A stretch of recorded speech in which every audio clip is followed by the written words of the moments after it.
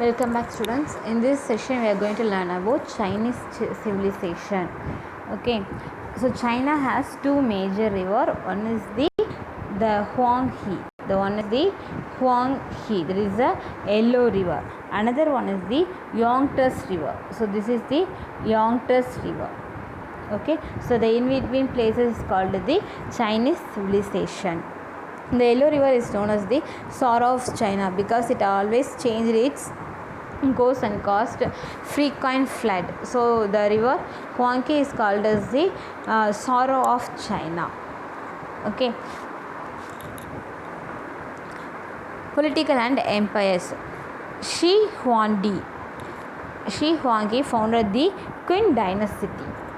Okay, he founded the Qin dynasty. The emperor had the title Son of Heaven. Okay, so the emperor Shi Huangdi is called as the Son of Heaven. He is considered to be the first emperor of China. So he was the first emperor of China between 221 and 236 BC. He is known as the imperial era in China. He conquered other principalities in 221 BC and remained the emperor till 212 BC. He defeated the feudal lords and established a strong empire. So he created a strong empire. He is credited with unifying China.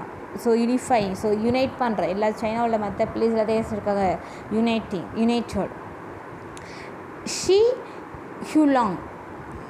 Huangdi destroyed the walled fortification of different states and constructed the Great Wall of China. You know that Great Wall of China is the world, one of the 7 wonders in the world. Yes, the Great Wall. The Great Wall is built by Shi Huangdi.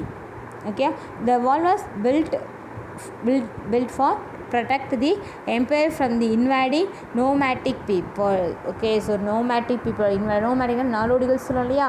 இந்த நாடோடி பீப்புள்ஸ்லேருந்து அவன் China வந்து capture பண்ணக்கூடாதுனால he built a great wall. He also built roads to integrate the empire. The next one is the Han Empire. During this period, the writing history of empire was made available in the China. The greatest of the Han emperors, Wang Ti, expanded the empire and built many public amenities, including irrigation tanks. Okay, he sent Zhong Qin as missionary to the west in 138 BC and thereby paved the way for opening the Silk Road. 130 BC to encourage trade activities. So Silk Road means in between of துர்க்கிக்கும் ஈராக்கும் between உள்ள place வந்து silk route சொல்லுவோம். So அந்த silk route வந்து open பண்ணணும்னு சொன்னாங்க. எதுக்கு அப்படின்னா it's helpful for trade activities with the connecting trade with European countries. அதனால் சில்க் ரூட் வந்து ஓப்பன் பண்ணுறதுக்காக இனிமேல் ரெக்வஸ்ட் பண்ணாங்க. Okay, who means Zhang Qian because of the Silk Road and the resultant trade connections, China benefited immensely during the rule of Emperor Zhong. Okay, so during the trade connection, the Emperor Zhong benefited immensely. Okay, immensely means highly wealth. He saved highly wealth. Chinese silk was much sought after by the Romans during the time of the Roman Empire. Marcus Aurelius. Okay, during the period of Marcus Aurelius, the Chinese silk was most wanted in the Roman Empire. Some of the Chinese silk might have reached Rome through the ports of Tamilakam.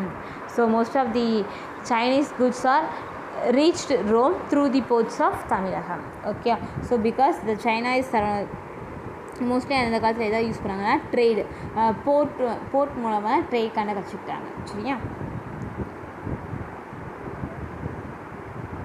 Next one philosophy and literature.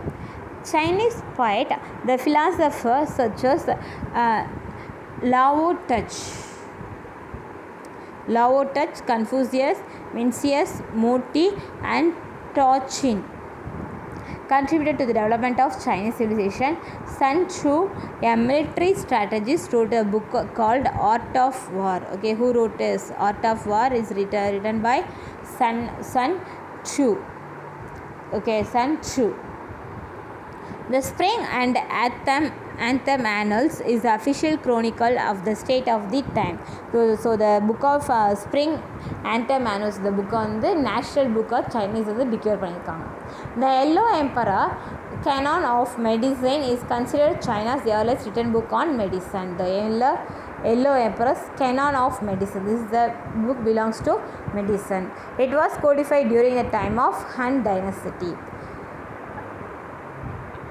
Lao Tzu was the master archive-keeper of Chu state. So master archive-na அந்த ஓலைச் சுவடியெல்லாம் பாதுகாப்பாக வச்சுருப்பாங்களே அதுதான் master archive-keeper. He was the founder of Taoism. He argued that desire is the root cause of all evil. So desire, நம்மளோட ஆசை தான் நம்மளுடைய கஷ்டத்துக்கெல்லாம் அது ஆணிவேர் அப்படின்னு சொல்கிறார். Confucius was famous among the Chinese philosophers. He was political reformer. Okay, he was a political reformer, Confucius. His name means Kuang, the master. The Kuang means there is a Kung. Master. He was the head. He insisted on cultivation of one's own personal life.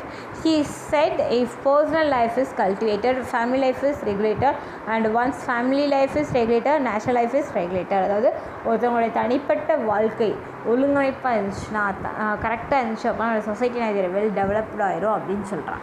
Okay, and Mencius was another well-known Chinese philosopher. He traveled throughout China and offered his counsel to the rulers. Next one, Chinese script. Chinese script writing system from an early time. Initially it was pictographic. Okay, pictographic system, and later it was converted in a symbol. So first one is pictographer, later Chinese script is symbol. Next one, contribution of the Chinese civilization. The contributions of writing system was improved, invention of paper, opening of the Silk Route, invention of gunpowder. So these are the contribution of Chinese civilization. You understand, students? Now I end this session. Thank you.